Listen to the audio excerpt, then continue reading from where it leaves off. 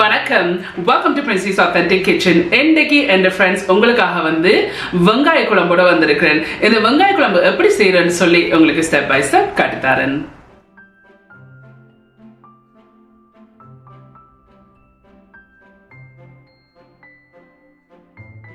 வெங்காய குழம்பு செய்யறதுக்கு நான் ஹீட்டை மீடியம் ஹீட்ல வச்சிருக்கேன். மீடியம் ஹீட்ல வச்சுக்கொண்டு இதுல சட்டி வச்சிருக்கேன், மண் சட்டி வச்சுக்கொண்டு இதுல எண்ணெய் இருக்குது, 3 டேபிள் ஸ்பூன் எண்ணெய் இருக்கு. இந்த எண்ணெயை விட்டு இந்த எண்ணெயை கொஞ்சம் கொதிக்க விடுவோம்.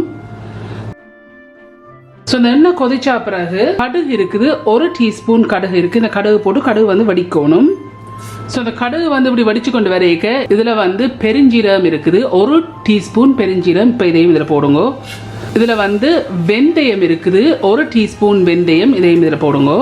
இதுல கருவேப்பிலை இருக்கு, 1 காம்பு கருவேப்பிலை. இதையும் இதுல போடுங்க. இதுல சின்ன வெங்காயம் எடுத்து வச்சிருக்கேன். சின்ன வெங்காயம் போட்டிங்கன்னா நல்ல டேஸ்டா இருக்கு. நான் இதுல 200 கிராம் சின்ன வெங்காயம் எடுத்து அதை பாதியா வெட்டி இருக்கிறேன். 200 கிராம் சின்ன வெங்காயம். இப்போ இதையும் இதுல போடுங்க. இதுல உள்ளிப்பல் இருக்குது, 40 கிராம். எல்லாட்டிக்கு 11 உள்ளிப்பல் இருக்கு. இப்போ இதையும் இதுல போடுங்க. போட்டுட்டு இது நல்லா நாங்க வதங்க விடுவோம். இது நாங்கள் கோல்டன் ப்ரௌனாக நல்லா வதங்க விடணும். ஸோ கிட்டத்தட்ட 8லேருந்து 10 நிமிஷம் எடுக்கும். ஸோ அது வரையும் நாங்கள் வதங்க விடுவோம். இடக்கடை மிக்ஸ் பண்ணி விடுங்க. இப்போ ஒரு 4 நிமிஷமாக வதங்கி கொண்டு இருக்குது. நல்லா மிக்ஸ் பண்ணி விடுங்க. இடக்கடை மிக்ஸ் பண்ணுங்க.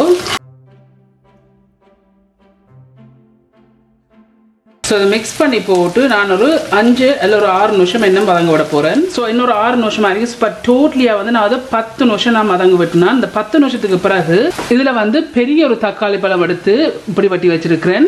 எல்லாட்டிக்கு 130 கிராம் வருது தக்காளி பழம். இப்போ இதை இந்த 10 நிமிஷத்துக்கு பிறகு போடுங்க.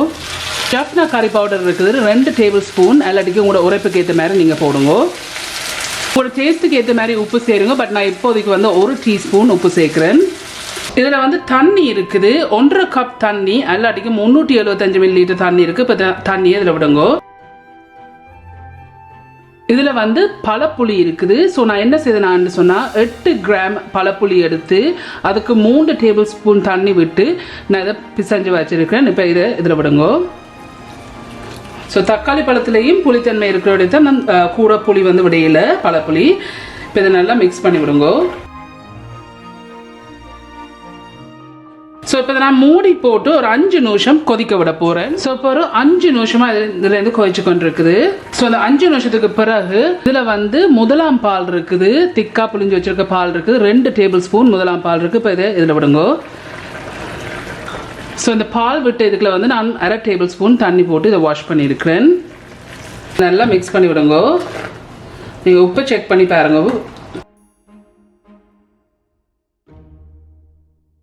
ஸோ இப்போ நான் திருப்பி இதை மூடி போட்டு மீடியத்துலேருந்து ஹீட்டை கொஞ்சம் குறைச்சி வச்சுருக்கிறேன். குறைச்சி வச்சுட்டு ஒரு 10 நிமிஷம் இதை கொதிக்க விடுவோம். இடக்கிட கிளறி விடுங்க. இப்போ ஒரு 5 நிமிஷம் ஆயிருக்குது. நீங்கள் உப்பை செக் பண்ணி பார்க்கலாம். இப்போ நான் செக் பண்ணி பார்த்தனா நான் போட்ட 1 டீஸ்பூன் தாராளமாக எனக்கு காணும், உங்களுக்கு காணாட்டி நீங்கள் போடுங்க. ஸோ இப்போ நான் திருப்பி இதை மூடி போட்டு இன்னொரு 5 நிமிஷம் கொதிக்க விட போகிறேன்.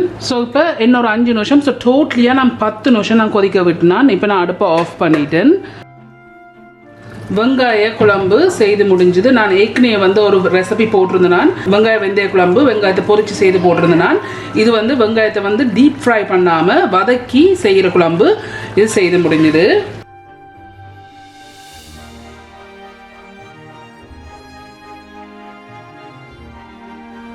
ஓகே ஃப்ரெண்ட்ஸ், இந்த வெங்காய குழம்பு எல்லாம் செய்து முடிஞ்சது. சூப்பராக இருக்கு. நீங்க எல்லாரும் கண்டிப்பா ட்ரை பண்ணி பார்த்து எப்படி இருக்குன்னு சொல்லுங்க, கமெண்ட்ஸ்ல கீழே விடுங்க. உங்களுக்கு இந்த வீடியோ பிடிச்சிருந்ததுன்னு சொன்னா மறக்காம தம்ஸ் அப் பண்ணுங்க. இந்த வீடியோ உங்க ஃப்ரெண்ட்ஸ் அண்ட் ஃபேமிலியோட ஷேர் பண்ணுங்க.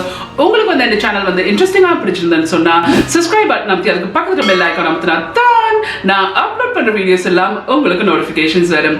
மீண்டும் இன்னொரு இன்ட்ரெஸ்டிங் கண்டிஷன்ல சந்திக்கும் வரையும் நன்றி, வணக்கம்.